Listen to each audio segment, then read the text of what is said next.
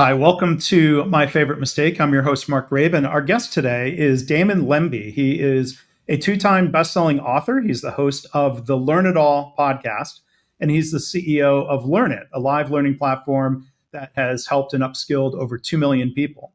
So drawing on his prior baseball career, Damon brings an athlete's perspective to leadership, which I always enjoy hearing about.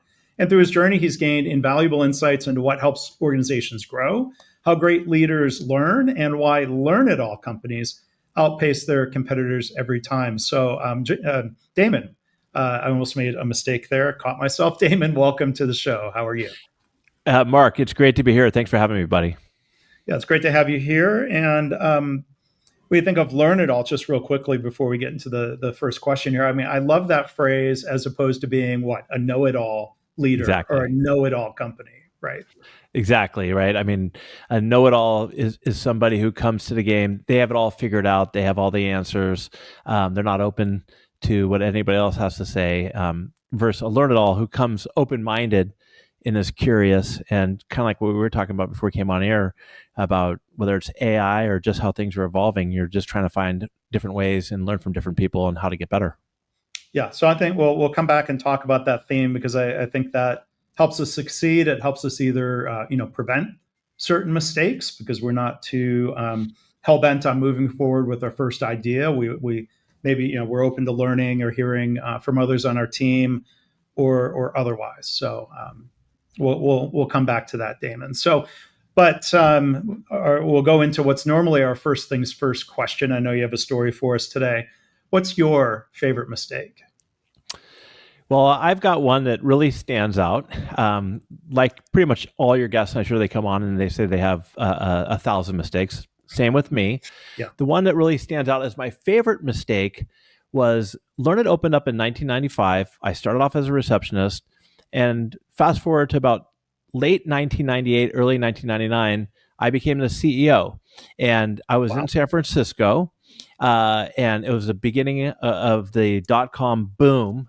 Mm-hmm. I was relatively new in the workforce. My only other job before being a receptionist was a baseball player. Mm-hmm. I took over as CEO. Things were going really well. All my buddies were doing really well, making a bunch of money in telecom or any kind of .com, new internet business. And I really pushed my dad to really expand. I wanted to open up more locations across the country and even more in San Francisco. And Learnit was a family-owned business. Mm-hmm. And my dad's like, hey, look, bigger is not always better. Let's, you're actually making money. Don't worry about these smoke and mirror companies out there that other people are doing. Don't worry about those guys. But I was stubborn and I got my way. We overexpanded. And then you know what happened after that. It wasn't just 9/11, 2001. It was already happening. The market crushed, fell apart. And here we are. And if it wasn't for my family support, Mark, Learnit wouldn't be here today. We would have been completely out of business. So I appreciate you sharing the story, and I think there's a lot we can unpack there, Damon. So that wrinkle of it being a family business. So tell us a little bit more about how you got to that point. You're playing baseball in college, assuming you then graduated, and then this was your entree into the working world. So my whole life, I wanted to be a baseball player. I went all in to be a baseball player. I got drafted out of high school, and by the Atlanta Braves. I decided to go to Pepperdine. I had a full scholarship, and it was really one of my first big leadership lessons.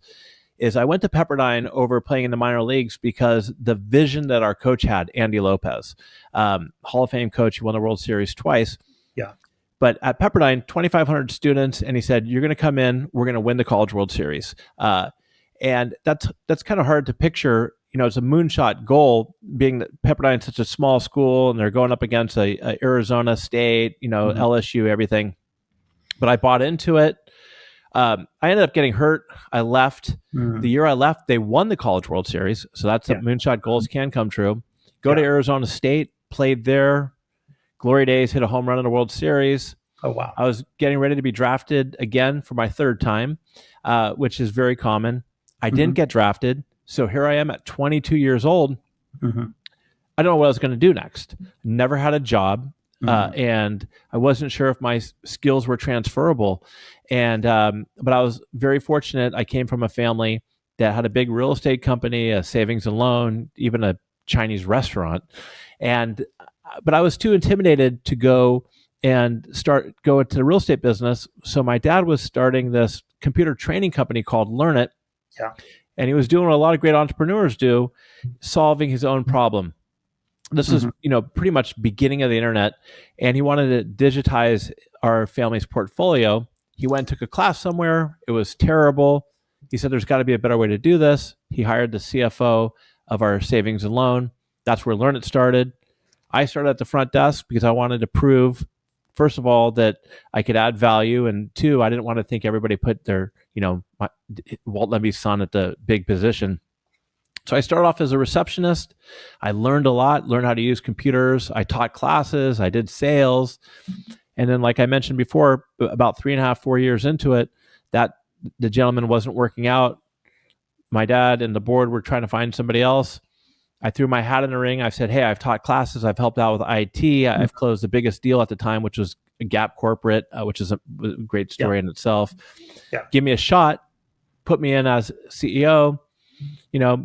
About a year into it, I said, I must be brilliant. All you need is fax paper for people to sign contracts. This is so easy. 26, 27 years old. And that's what led to this whole story I talked about, over expanding. Yeah. Yeah. During tech booms, I've heard people use the phrase of they looking back, we were order takers. That we just had to be there with the fax machine or the website or the phone calls. And if you had a hot product, a hot technology, a hot service, and then sometimes, people learn. I mean, I've seen, for example, like the first startup I worked in, this was in the 2000, 2004 timeframe, people that were very high achieving salespeople in really big name companies struggled when they came into a startup because nobody knew who the company was. Like the starting point to even get someone to start a sales conversation was so much more involved than being an order taker. And maybe there's a parallel. I know I maybe got a little sidetracked there, but having a moonshot at Pepperdine, and I don't know if somebody ever moved from, let's say, an Arizona State and goes to a smaller school, that success may or may not translate. Like my other reference point here is, Northwestern University football. That's my alma mater. Didn't play, was in the marching band. But, Northwestern in 1992 brought in a new head football coach who famously said, and in front of everyone at a basketball game, we're going to take the purple to Pasadena, which was a pretty audacious, a big, hairy, audacious purple goal. So anyway, I'm rambling there, but I'm curious your thoughts on, it's just kind of like translating, skills from leadership skills from one high achieving section to maybe a newer environment. Well, one, I think it's cool that you were in the marching band. I don't know a lot of people in the marching band, and I think I remember. Didn't you marry somebody from Arizona State? My wife is an alum. Yes. There you go. Okay. Yeah. So, and there's a couple things in there. So one, you're talking about the going from an enterprise company to going to a startup and people don't know you. And that was what happened at the Gap with the Gap story is when Learnit was first in business, nobody knew who we were. And we were competing against companies that were owned by IBM, was called Catapult at the time, Productivity Point, all these massive companies. And there's that old saying about IBM, that right. if you buy your printers from IBM, you're never going to get fired because it's IBM. Everybody knows it. Right. But if you stick your neck out with a new company and things don't go well, then you can risk losing your job or you get in trouble. And that's what it was at Learnit. And so winning that deal at the Gap really put us on the map. Once we said, hey, we do corporate training for the Gap, and had them as a reference, it really opened the floodgates. So that was great. Now, as far as being order takers, that's exactly what a lot of that time was like. And the skills that I learned going from baseball into the business world, I like to call an athletic education. I didn't realize it at the time. And I talked to a lot of young athletes. I wrote a book called The Learn It All Leader. And I talk about, how those skills are transferable. And also, Mark, that your identity isn't tied into what your job is at that particular time. And for me at that time, it was baseball. My identity is really who I am, whether it's a hard worker, somebody with integrity and curious. But it was hard to see at the time. And that was been one of my greatest experiences, is being able to take what I learned in baseball: discipline, resilience, collaboration, being able to receive feedback, all the stuff you do in sports, and translate that into a career in the learning world, which, by the way, I was never a very good student, never even really paid attention. And only until I got into Learnit did I really enjoy learning and growing and developing. So it's never linear, but it's been a fun journey. Yeah. Did you have any regret about not pursuing the minor league baseball path? That's a great question. And I would say probably. And the reason why I say probably is I'm happy with the decision I made. I remember like it was yesterday, sitting down at 17 years old with my parents and this famous scout from the Atlanta Braves named Bill Serena. And he gave me a written contract for about $100,000 in 1990, which is a lot of money back then, and still a lot of money. Yeah. And I turned it down. Partially, I was a little intimidated to go in the minor leagues. I would have played with Chipper Jones on the rookie ball team. And my parents were really cool. They said, "Look, this is your life. This is your decision. We'll support you anyway." I went the college route because of, like I said about Andy Lopez, and also I felt like I needed more maturity. But I do kind of regret not. I always thought I would get another chance. And let's face it, I have 0 at-bats in the minor leagues. And that kind of drives me nuts, because I actually had a really good career in college. I was I was a all-league, second in the league in hitting my junior year, and I thought for sure I was going to get drafted. Right. Especially doing that at Arizona State. And so people are always asking, why didn't you get drafted? I don't know. I was before Moneyball. Maybe I didn't hit enough home runs. Maybe I was too slow. So there are some regrets there, but I also feel like everything happens for a reason. Sure. And it's very, very difficult to go from college baseball to the minor leagues. And a lot of people don't understand how difficult it is to make the jump from the minor leagues to the big leagues. Right. I've got a lot of friends who got stuck in the minor leagues, started their career much later than I did, which is okay. And I have a lot of friends who made it to the big leagues. So yes, I do sit back and think about it sometimes, but it was not something that I'm not a victim over it, and I don't lose sleep over it. And I almost feel like a different person when I run into people and they say, "Hey, remember I saw you do this or do that," and it just happens, and you move forward. Yeah. I mean, I didn't hear you, implying that it was a huge mistake, but I think it's just that's an amazingly huge decision point to be making at age 17. That's even more complicated than having a choice of. I mean, I had a decision of, okay, well, what college am I going to go to and under what circumstances? And I made a good choice there. I'm going to Northwestern. It's cool of you, or kind of you, to say being in the marching band was cool. So. Yeah, it is cool. I mean, I've never really had a conversation with anybody who is in the marching band. It has a reputation for being kind of a nerdy thing to do. I played drums, which I think that's cool in particular. But my wife was not in the Sun Devil marching band or hanging out with marching band people. Hey, well, anyway. Mark, one thing I got to say is, if you were able to marry somebody from Arizona State, then you got to have some cool stuff about you. Okay. Yeah, okay. Yeah, if she were in the other room, she'd jump in and agree, I think. So, but anyway, I want to go back to your story at Learnit. Tell us a little bit more about, when you're making this decision to go after growth. Was it the type of thing that everyone seemed to think it was the right decision? It just didn't pan out for all the reasons you mentioned, and industry and economic challenges at the time, or was there anybody that was maybe the doubting Thomas of the group that said, I don't know. A lot of companies fail because they grow too quickly. We talked about learn it all as a know-it-all. I was a know-it-all. I was stubborn. This is what we're going to do. I was cocky. My dad didn't want to do it at all. I mean, he's just like, this is not the right direction. He's like, when I expanded our real estate business at first and also our savings and loan, it's hard to keep the same culture that you have if you're all over the place. It's hard to manage, and you're doing well now. Let's take it slowly. He was kind enough to let me go for it. I mean, Mm-hmm. he said, look, this is your business. Mm-hmm. I'm going to support your decision in doing it. Okay. Okay. Yeah. And so we did. Mm-hmm. And so I learned several things that I'm happy to share.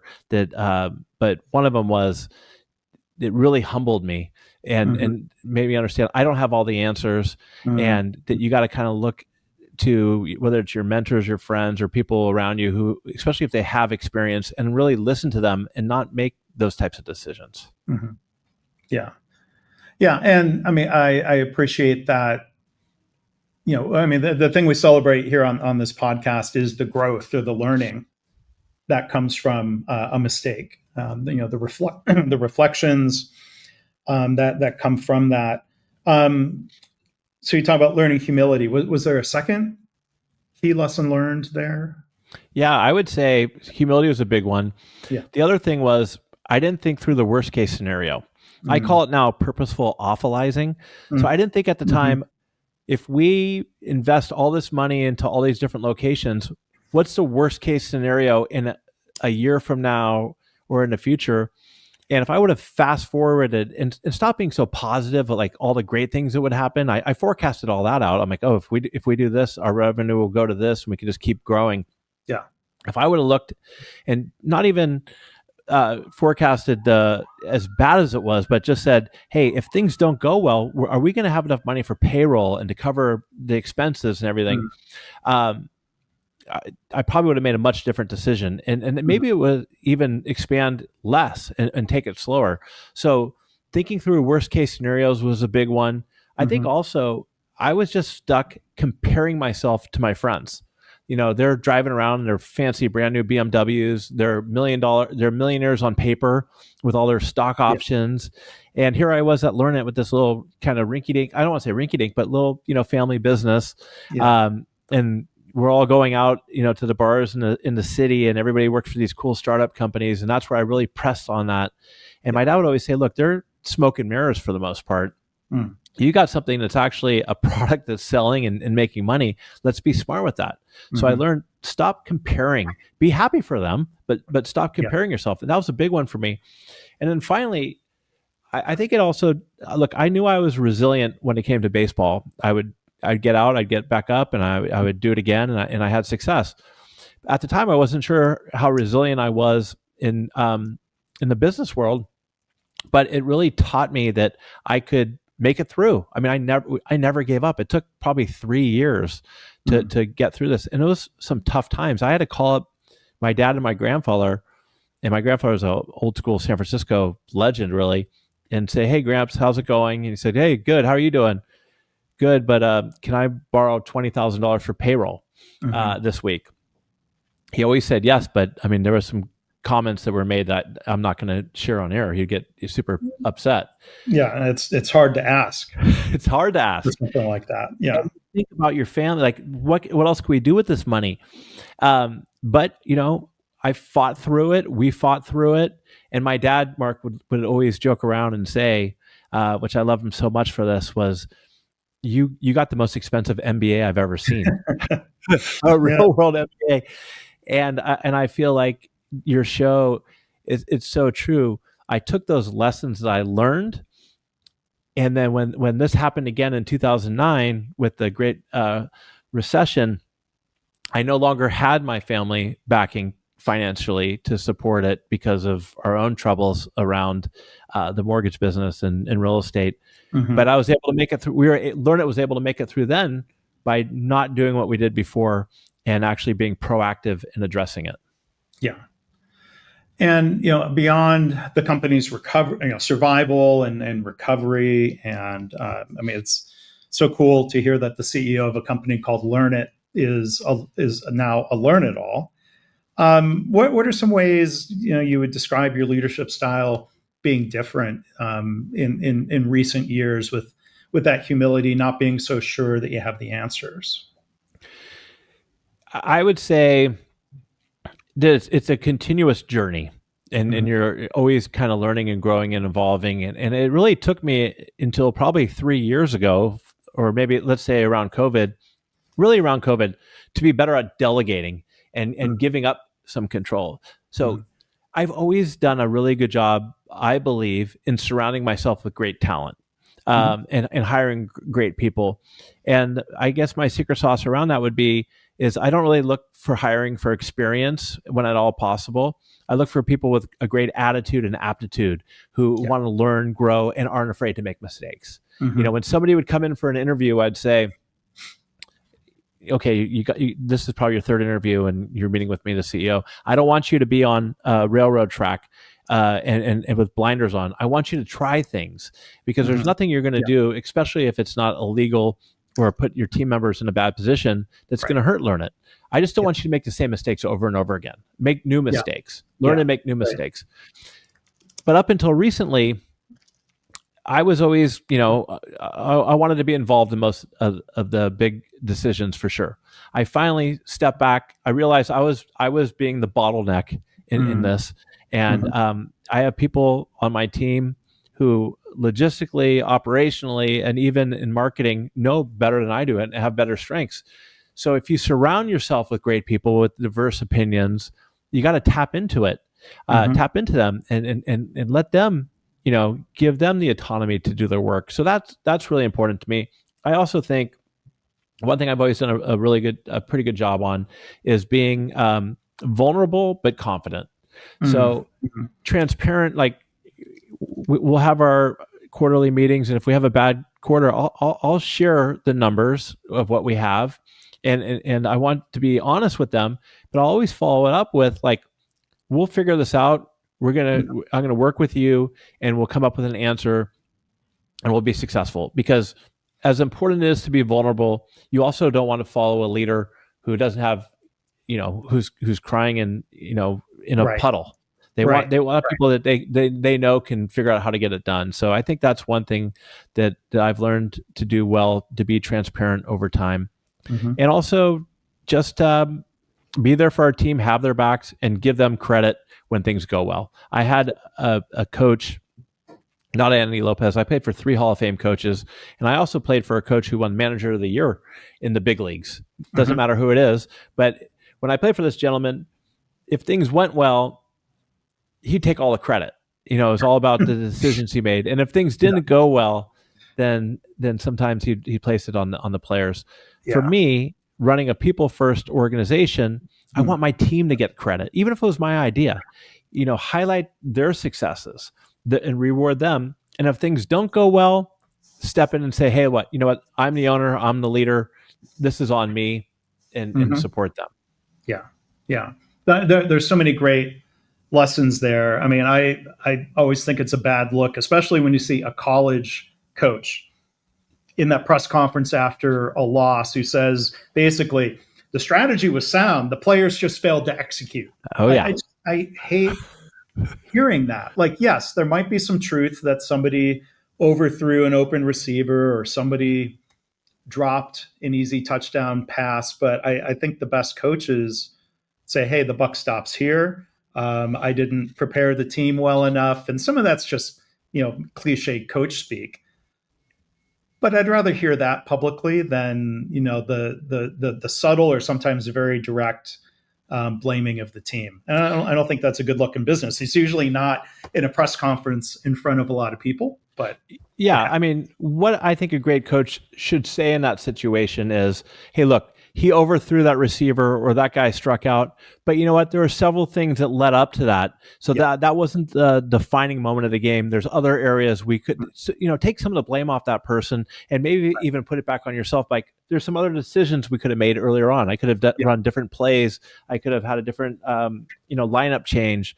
But no, it doesn't. I mean, I just remember sitting there listening to him say, if you're fourth up hitter strikes out twice with guys on in less than 2 minutes out, how do you expect to win? And I was the fourth up hitter. So, yeah.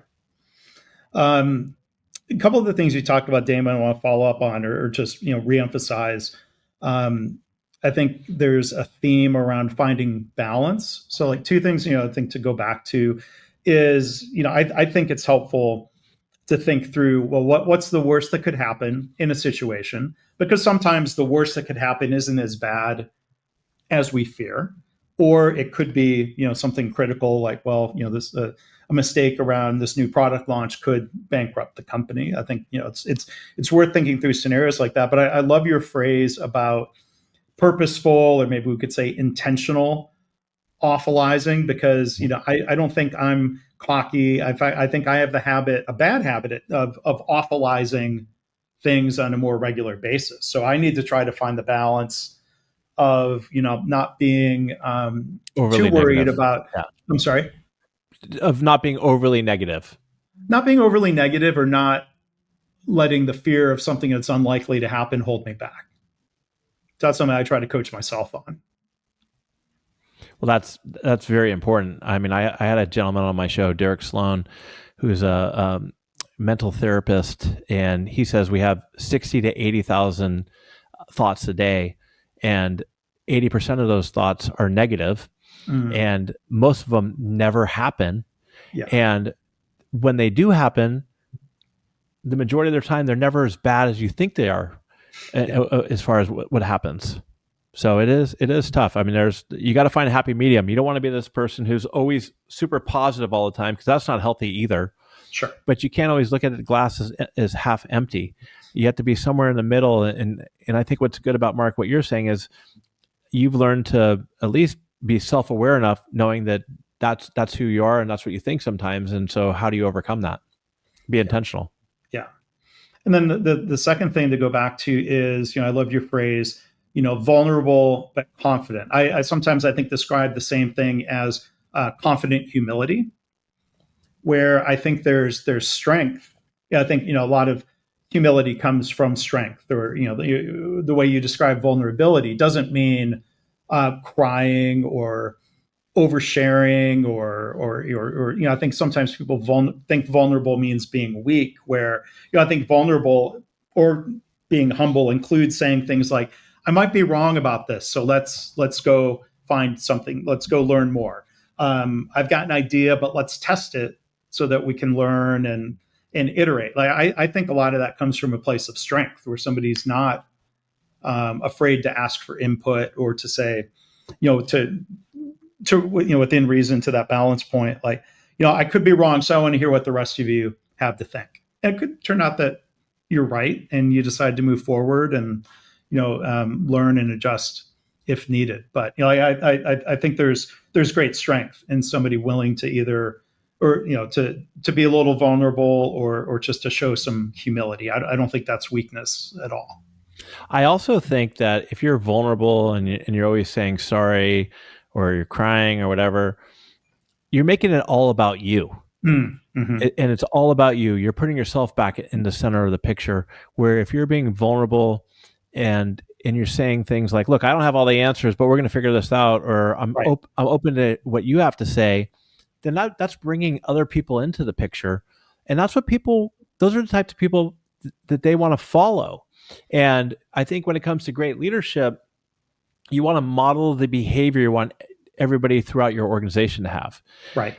And if you're behaving that way, then other people are going to be behaving that way. And they're going to say, you know what, I don't have all the answers to this. So, Bob, what do you think? Or Lisa, what do you think? Let's work together and come up with a solution. Yeah. And we talk about crying, and I don't want to copyright strike, but let's all imagine Tom Hanks yelling, "There's no crying in baseball."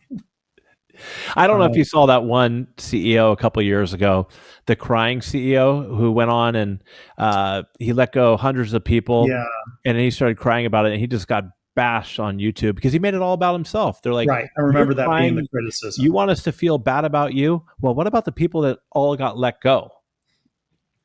Right. And I wouldn't fault somebody for showing emotion or tearing up or crying. Me neither. But that was such a public performative stunt. Backfired. It was a stunt. And that, Mark, is another thing that falls into great leadership. Authenticity. Mm-hmm. Just being yourself, being genuine. It doesn't mean oversharing or whatever, but just come in and be yourself. People can see right through that. Yeah.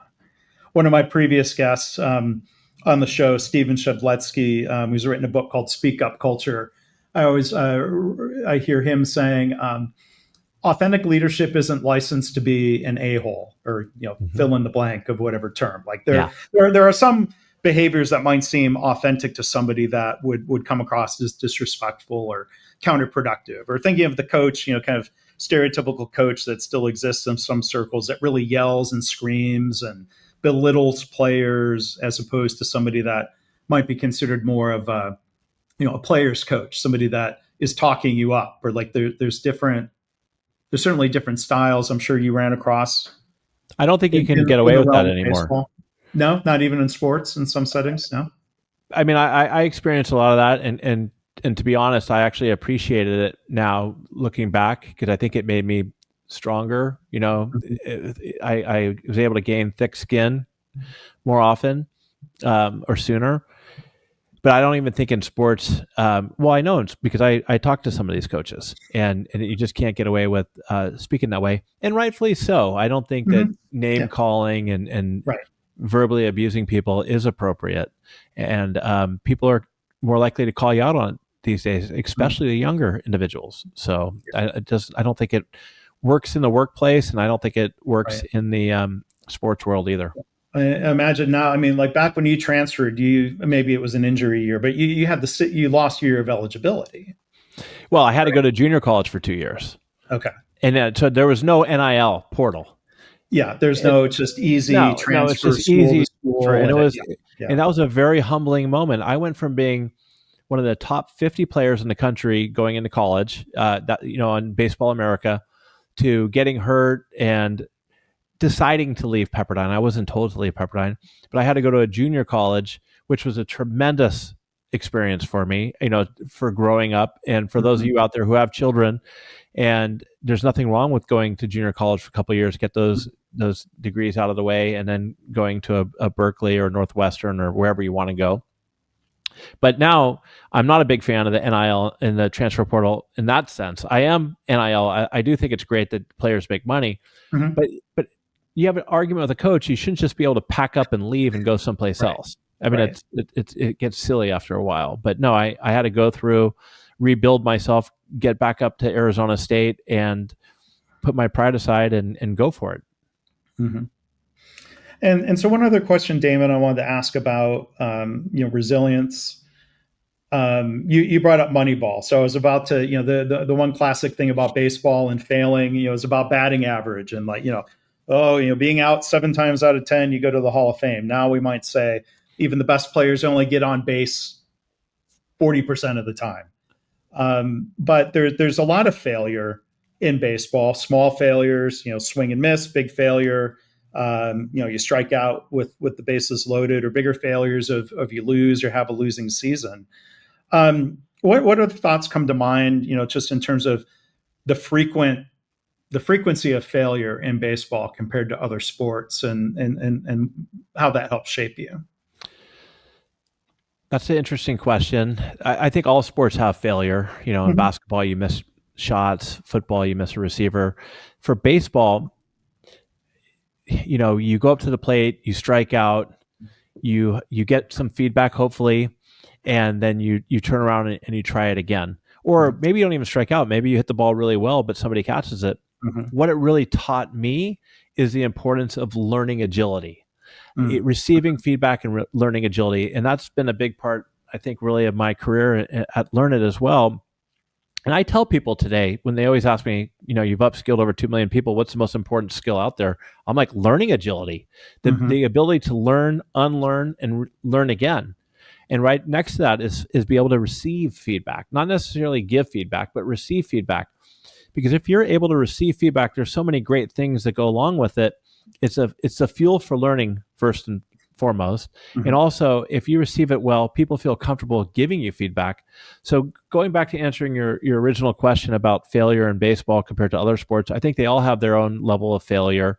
And it's just something, well, it's also, what is failure? I mean, if you hit a line drive or you strike out, if you're able to learn something, I only look at something as failure in the business world or in sports if you don't learn something and you just quit. Mm-hmm. and you don't try to get better. But if you're able to get better even a little bit, hey, I've had times where Russ Ortiz, who played for the Giants, I faced him at Oklahoma when he played at Oklahoma. Another glory day moment. He struck me out on a slider in the dirt. Next time I came up, I laid off that slider in the dirt. He threw me a fastball in, and I hit it into the trees over right field. Now he made it to the big leagues. I didn't, but that was an example of learning from a past failure. And you also have to leave it behind, and that goes for work too. If you go from a meeting and it's a bad meeting, well, you have to leave that behind because you need the next conversation you have to give those people your full attention, and you can't let that past, failure, so to speak, carry with you for the rest of the day, for the rest of the product launch, for whatever it is. Yeah. Yeah. And I think there's also the connection between, failures and mistakes. Like to me, those are not synonyms. A failure might be caused by a mistake. Think of, in baseball, you're talking about a scenario where, you recognize the pitch as a curveball, you barreled it up, you hit it really hard, but right at somebody. Like you didn't make a mistake. You failed, right? The outcome was not good. So there's maybe less to learn from that. Or, I was watching some random baseball highlights this morning over a cup of coffee. So if you remember playing in the major leagues when you were in college, I was a Detroit Tigers fan. Cecil Fielder. Of course. Really big guy, first baseman, power hitter. His son was a great player too. Well, so then, yes, Prince Fielder. And then what was in the news, Cecil's grandson, Prince's son, Jaden Fielder, made his minor league baseball debut in one of the Arizona leagues. Okay.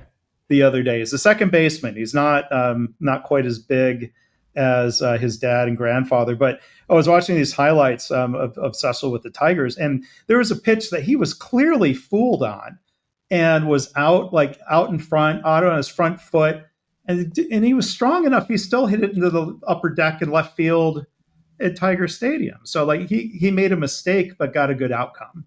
And he also adjusted. Yeah.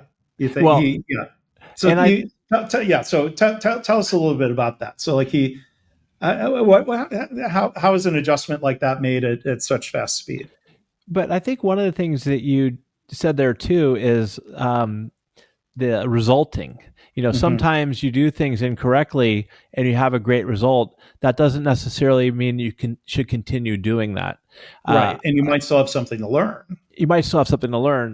I mean, you could look at situations. I'm a big fan of Annie Duke and her work, Thinking in Bets. And she talks about, she uses the analogy of, drunk driving. Well, you might get the result you want and get home safe, but is that the right way to go? And the same thing goes in sports and in business. Let's say you're in sales and you run your sales process. Well, you might get some wins, but if you're not following the methodology you're supposed to be doing or having the types of conversations, you're going to get a couple wins here and there, but long term, it's not going to work out for you. So that's a great point. It just means, and then getting back to adjusting. Yeah, sometimes, Cecil Fielder was probably halfway through his swing and he probably made a slight adjustment that you and I can't see, but that's what helped him hit the ball into the crowd. But I think we're making adjustments, but also not getting caught up in resulting is a huge thing that people need to keep in mind. Yeah, because you're right. In so many different scenarios, there's a mistake that's a bad decision that doesn't lead to a bad outcome. And in healthcare, things like this happen where, let's say, a surgeon before a procedure decides to skip the team timeout, and nothing bad happens. So then it kind of reinforces, unfortunately, that timeout isn't really necessary. It's optional, and nobody's overseeing that, and it results in what they call the normalization of deviance, which is like a very academic sounding term. I didn't know that one, but yeah. But then it doesn't mean it's the right decision to skip the timeout, because that could be just as harmful or deadly like drunk driving decision could be. Yes, just as bad, even worse. I love that book. I can't remember what it's called, but the checklist book. The Checklist Manifesto. Checklist Manifesto, where the doctors would do just that. They would kind of skip it, or they were tired or whatever, and how that led to bad situations. And sometimes people just think, well, this is simple. We can skip this. it could have life impacting results if you're not paying attention. Yeah. So again, our guest today, Damon Lembi. He is a Learn It All leader. He is the host of the Learn It All podcast, appropriately enough. He's the CEO, as we've heard today, of Learnit, and you've been so for how many years now? Learnit's having our 30th anniversary in June of this year, and I've been CEO for 24 of those years, 25. Okay. I was trying to. It was seeming about like 25. I couldn't remember the exact year Me neither. that you said. So there's some exciting milestones. I'm glad you and the company got past the mistake, and I appreciate everything you share about the learning and the growth. So I'm thankful for that. So there will be links in the show notes. Tell us a little bit before we wrap up, a little bit about the podcast. People who listen to podcasts often want to find a new podcast to listen to. Tell us about yours. Well, thanks for asking. I started doing it about a year and a half ago, and I absolutely love it. It's called the Learn It All podcast, and I've had the great fortune to bring on authors and leaders and ex-athletes and just kind of learn stories from them and have them give practical advice that you can hopefully turn around and implement yourself. Mm-hmm. And I've had everybody from Gary Ridge, who's an amazing leader, to Stephen Covey, Doug Conant, Dr. Jessica Kriegel. So, she's been a guest here. Yeah, she was awesome. And so across the board, everybody learning from culture to startup founders to ex-athletes who've gone on in the business world. And it's just been an amazing opportunity for me. I'm a big reader, as you probably imagine, and getting to have authors come on and share their stories and leaders that I get to learn from. It's like it's about an hour of opportunity to learn from great people. Podcasting to learn. That's the one thing I've often described. People say, why do you do a podcast? I'm like, it's a great learning opportunity, great networking opportunity. So Damon, I'm glad we were able to meet. And thank you so much for being a guest here on My Favorite Mistake. Thanks, Mark. I've had a great time. Great. Thanks.